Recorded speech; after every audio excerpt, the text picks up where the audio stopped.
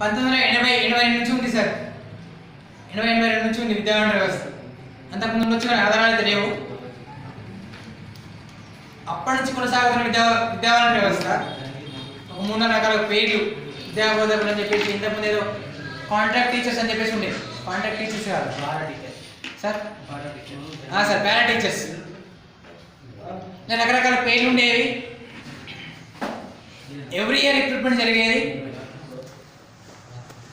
Chandrababu Naidu period కాబట్టి ఒక విద్యావాలంటీర్ వ్యవస్థ ఆ 1 ఇయర్ పీరియడ్ వాళ్ళకి ఏదో ఫార్మాలిటీగా, మనకు విద్యావాలంటీర్ అంటే మండల స్థాయి మండలంటీగా జరిగే రిక్రూట్మెంట్ కాబట్టి జస్ట్ ఒక ఫార్మల్ డిఎస్సి, లీగల్ ప్రాబ్లమ్స్ వస్తే పర్మనెంట్ చేస్తే అంటే ఒక ఫార్మల్గా ఒక ఎగ్జామ్ పెట్టేసి వాళ్ళకి పర్మనెంట్ చేసిన సందర్భాలు ఉన్నాయి. 1983 అనుకుంటున్నాను, 83 కదా సార్, 83లో 86లో జరిగింది సార్. ఆ తర్వాత 398 టీచర్స్ అంటే సార్ 298 398 టీచర్స్ వాళ్ళు ఆల్రెడీ ఇంతే. 398 వాళ్ళ పేరు కూడా 398 టీచర్స్ అంటారు. ఇప్పటికీ వాళ్ళు చాలా మంది టీచర్స్గా మన పక్కన ఉంటారు, రిటైర్డ్ అయ్యి ఉంటారు. 398 టీచర్ని అంటారు.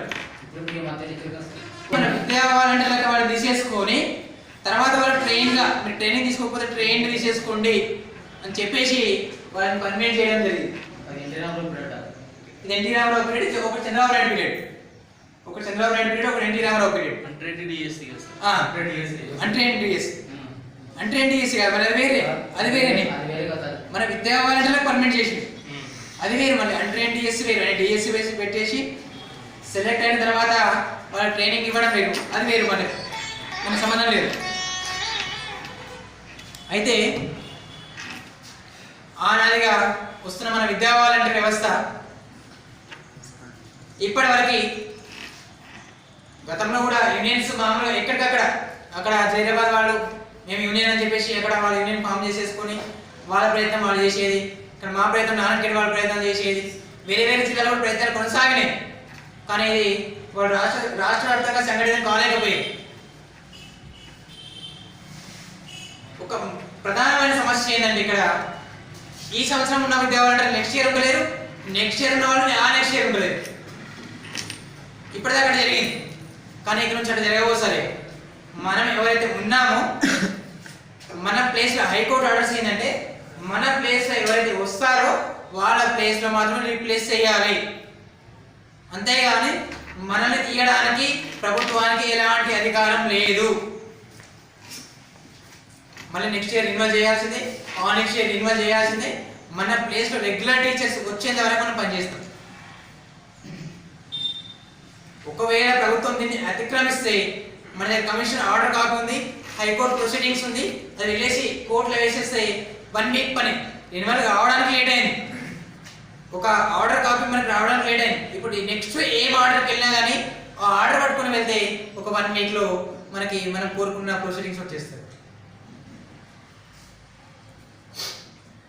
నేనంట రెన్యువల్ అనేది ఒక పెద్ద మనది డిమాండ్, అదొక పెద్ద సాధన అనుకుంటున్నాను నేను సాధించను.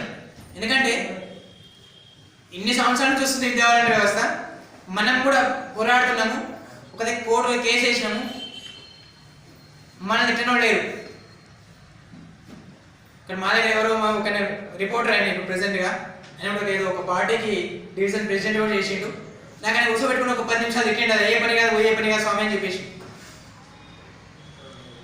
కోర్టు ఆర్డర్స్ రాగానే ఫస్ట్ ఆయనకే కాల్ చేసి నేను కోర్టు నుంచి లోపల నుంచి ఇంకా గేట్ బయటకు కూడా రాలేదు. అంటే మనం ప్రయత్నం చేయడంలో తప్పలేదు కదా సార్, ప్రయత్నం చేసుకుంటాం. ఏముంది రోజు అదే పని చేయం కదా సార్. ఇప్పుడు నెలకు ఒక్క రోజు టైం ఇవ్వాల్సి ఉంటుంది, నెలకు ఒక్క రోజు మనం బయటికి రాలేమా? 12,000 తీసేసుకుంటున్నాం, ఒక 500 మనం సభ్యత్వం నుంచి ఒక పక్కన పెట్టేసేయలేమా? ఒక్కసారి ఏదైనా టౌన్కి వెళ్ళి వస్తే 1000 ఖర్చు అవుతున్నాయి సార్. 500 మినిమం 500. నేను టౌన్కి వస్తే 500 నాకైతే. ప్రతి ఒక్కరు మీకు చూస్తూనే ఉన్నారు. కాబట్టి మనం కూడా ప్రయత్నం చేద్దాం, అవుతుందా పోతుందా అని తర్వాత అవన్నీ మీరెంతవరకు ప్రయత్నం చేస్తున్నారో ఒకసారి చూసుకోండి. మనం సంఘానికి ఏం చేస్తున్నాం, సంఘం నుంచి మనం ఏం ఆశిస్తున్నాం. ఎవరు ఉన్నారు, జిల్లా కమిటీ ఎన్నుకున్నాం, స్టేట్ కమిటీ ఎన్నుకున్నాం, వాళ్ళు చేయాలి. నాకు ఫోన్లు వస్తుంటాయి సార్, మీరు ఏం చేస్తారు సార్? మీ స్టేట్ టీము సీఎం అపాయింట్మెంట్ ఇప్పటిదాకా తీసుకోలేకపోయారు. కేటీఆర్ గారిని ఒక్కసారే కలిసారు, మన తర్వాత కలవలేకపోయారు. నాకు ఫోన్లు వస్తుంటాయి. మనకు ఒక యూనియన్ అయిందనే విషయము ప్రభుత్వానికి కూడా మన దాకా రీచ్ కాలేదు.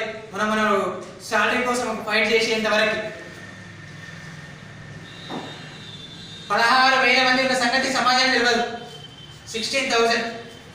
ఇప్పుడు ఈ సంఖ్య 15,000 వచ్చింది సార్, చెప్తా నేను. మనం ఎప్పుడైతే సంఘటితంగా పోరాడతామో మనం సమాజ దృష్టికి పెడతాం, సమస్యలు ప్రభుత్వ దృష్టికి అవుతాయి. వాళ్ళు మనం ఒక 20 డిమాండ్స్ పడితే ఒక్క డిమాండ్ పరిష్కారం చేయరా? దేవునికి ఒక 20 కోరికలు అడుగుతాం, ఒక్కడని పరిష్కారం కాదా? ఓకే, అది ఏ విధంగా తీసేసుకుందాం అనేది మనము వే ఆఫ్ ది అక్కడ చూద్దాం. వేరే రకరకాలు ఉంటాయి. మీరు అవే చెప్తున్నారు ఇప్పటిదాకా. ఏంటి, కొందరు కోర్టు ద్వారా అంటున్నారు, కొందరు ప్రత్యక్షంగా పోరాడదాం అంటున్నారు, కొందరు ధర్నా చేద్దామంటారు. అది వేరు, సెకండరీ. ఏం చేయాలని ప్రతి ఒక్కరు మన భాగస్వామ్యం కావాలంటున్నాను సార్ నేను. ఎందుకంటే చూడండి, దానికి దాదాపుగా 500 ఎబో ఉంటారు విద్యా వాలంటీర్స్. ఇక్కడికి వచ్చింది మాత్రం ఒక 30 మంది కూడా లేరు. 30 మంది కూడా లేరు సార్. అంటే ఎవరికి బాధ్యతలు లేవా? ఎవరేం చిన్నపిల్లలు కాదు. మళ్ళీ ఇక్కడ నేను రాష్ట్ర అధ్యక్షుడు చెప్పడానికి కానీ ఇక్కడ నాకన్నా అందరూ చాలా మంది విద్యా వాళ్ళు ఉన్నారు. నేను ఎస్జిటిని, ఇక్కడ నాకన్నా స్కూల్ స్టూడెంట్స్ ఉన్నారు అందరు. నేను నా ప్రయత్నం ఏం చేశానంటే మనకంటే ఒక స్టేట్ కమిటీ